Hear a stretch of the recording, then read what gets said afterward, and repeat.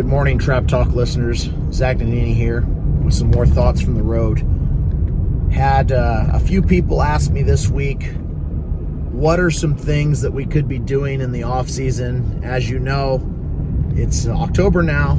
A lot of places it's starting to get colder. A lot of people are starting to deer hunt, duck hunt, do a bunch of other outdoor fun stuff, which is great.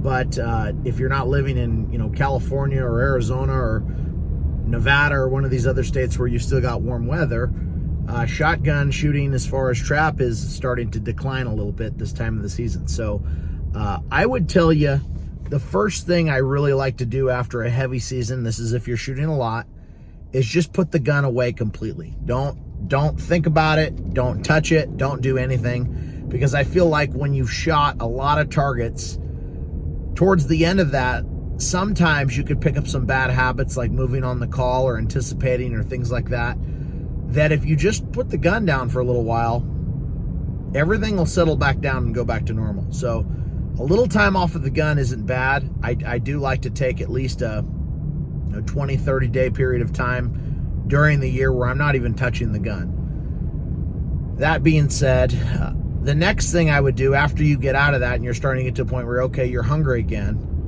I would start with basic gun mounts. And we talk about gun mounts on the show all the time, but what am I looking for in a gun mount?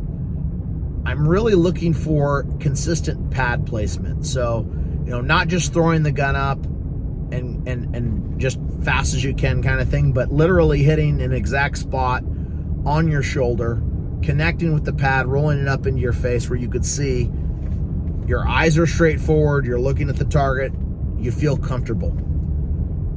I would tell you, you really can't do too much of that. I mean, 25, 50, 100 times, 200 times, there's no wrong answer.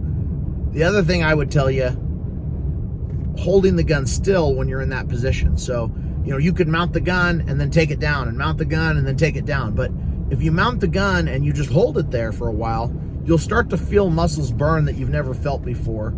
At some point in time, you'll start shaking. I don't recommend holding to that point, but just, take it back down. But especially if you're younger or, you have trouble with fatigue on a trap field, I would be working on building those muscles as much as possible in the off season and becoming more consistent in your mounting technique. Because if you've done it properly, you should know the gun is mounted 100% correct without even needing to look at the sights, without even really needing to know and check. Just throw it up, boom, I know it's there, I know where it needs to be, I felt it 1,000 times and it's correct.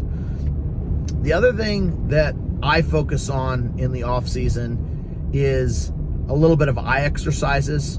So you can Google eye exercises, but one that I really like is just taking my eyes and looking at corner to corner in the garage or corner to corner in the room. So, you're going all the way to the left, all the way to the right.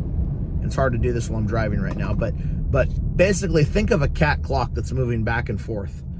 I'm just trying to strengthen the muscles in my eyes so that they can move quickly from left to right, okay?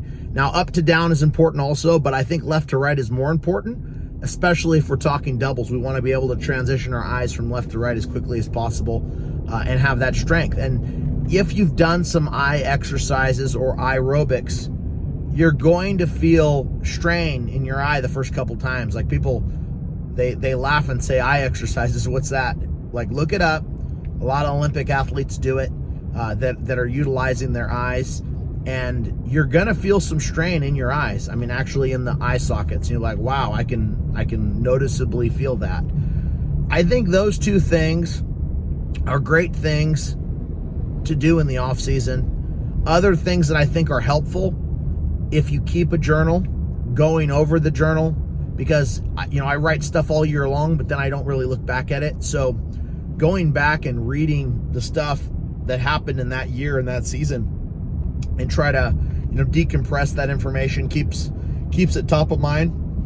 And then also reading books or listening to the podcast or doing anything in the off season to keep your mind off it. I think it is important that you take a little break from it so that you can stay hungry. But once you want to start preparing for that next season, those are the things that I'm generally starting with. along with, okay, next spring now we're writing our goals. I'm like, okay, what do I want to accomplish this year? And you could write your goals at any time. You could write them, before the end of the year, after the new year, whenever you feel comfortable of what you're trying to do. I like to put down in the year goals, things I want to accomplish this year. And then I like to put down more long-term goals, things I would like to accomplish in 2, 3, 4, 5 years.